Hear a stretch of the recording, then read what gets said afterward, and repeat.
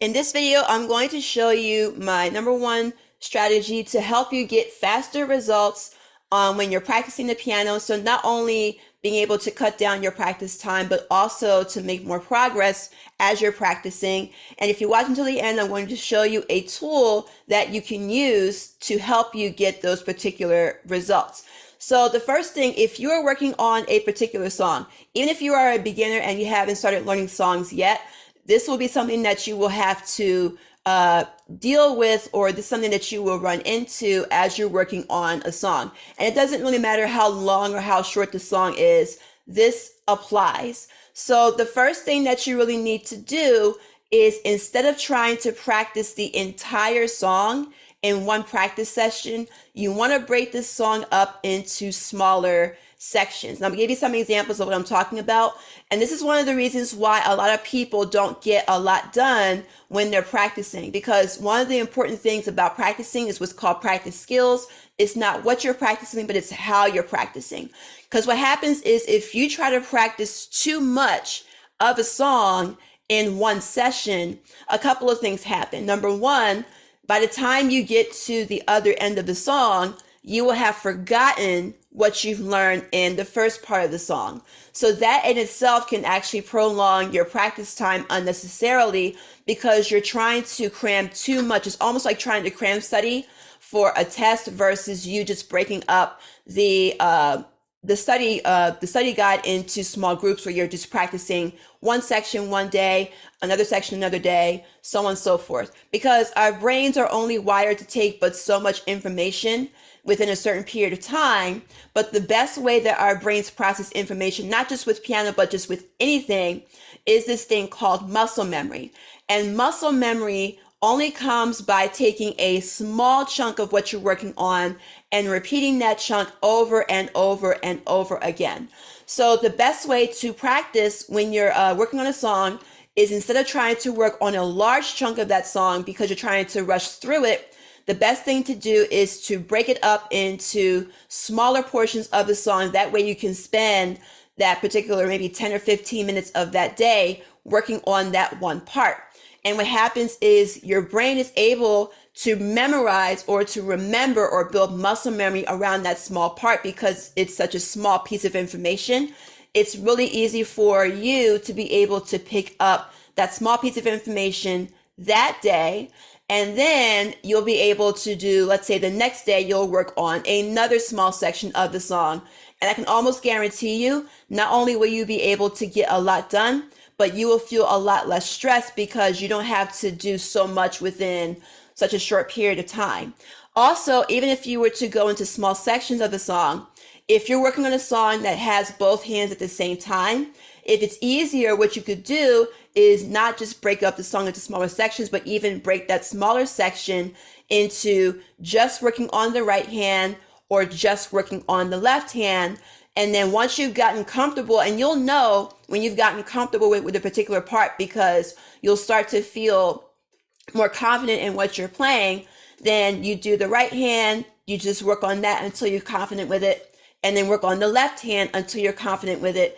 And then eventually you will put those parts together, and then you will work the same process with the next portion that you will work on the next day. Before I continue for the next part that's going to help you with practicing, I do have a free video where it goes over the 3 steps, or the 3 first steps that you need to learn in order to learn piano if you're a complete beginner. That's a completely free video to go through. That video link is in the description box. Just click the description link below. It'll take you to a sign up page where you can sign up for that video. And I go over again the first 3 steps on how to learn the piano. So the other thing that you want to keep in mind when you're working on these particular sections, you don't want to just rush through them, because again, the same thing happens if you're just rushing through the section. Then your brain doesn't really have a chance to really process each of the notes that you're working on. So what you want to do is, as you're working on that section, the small section that I mentioned earlier in the video, and even especially if you're working on, let's say, one particular hand, whether you're working on a melody, whether you're working on a chord, it doesn't really matter. What you want to do when you're approaching that section for the first time is to go slow first. So you don't want to just speed through it. You want to slow it down and slow it down to a speed where you're able to go through each of the notes in that melody or each of the notes in a chord at a speed where you're able to think about the next part without fumbling through. If you feel like you're fumbling through or if you're guessing your way through, that means you're going too fast. You want to go at a slower speed first and then stay at that particular speed and just go through it a little bit, a few times, and then speed it up and then do the same thing with the other hand. And then likewise, when you're putting both hands together, you want to practice both hands slowly, because just because you're working on, or just because you know the right hand really well and the left hand really well, it does not mean that when you put them both together that you'll be able to play at the same speed. When you're playing them both together, it does require some coordination.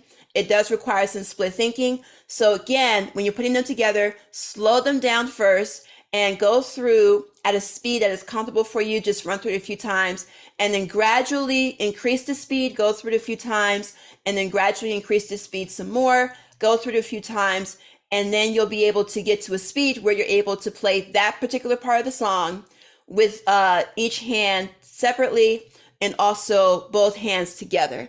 I did promise you I wanted to share with you a tool that can help you with your practice. And this particular tool is a free app.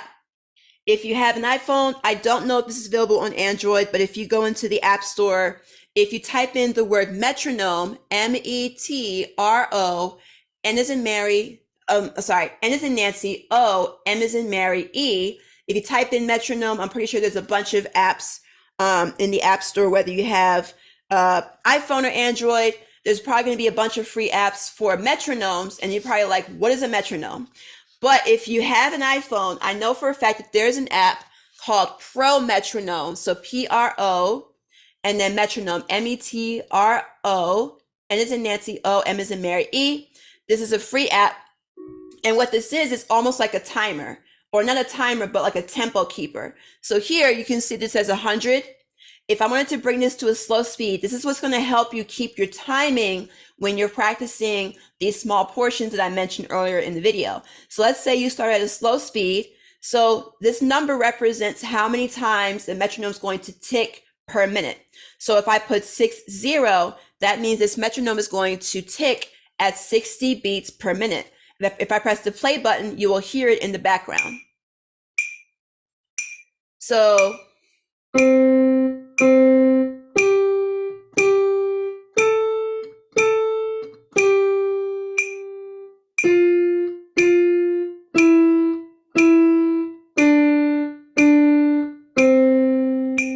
you can use this to help you keep your tempo when you're working on the parts of the song at a slower speed. It will prevent you from speeding up. But this is also good for helping you with building your rhythm and timing.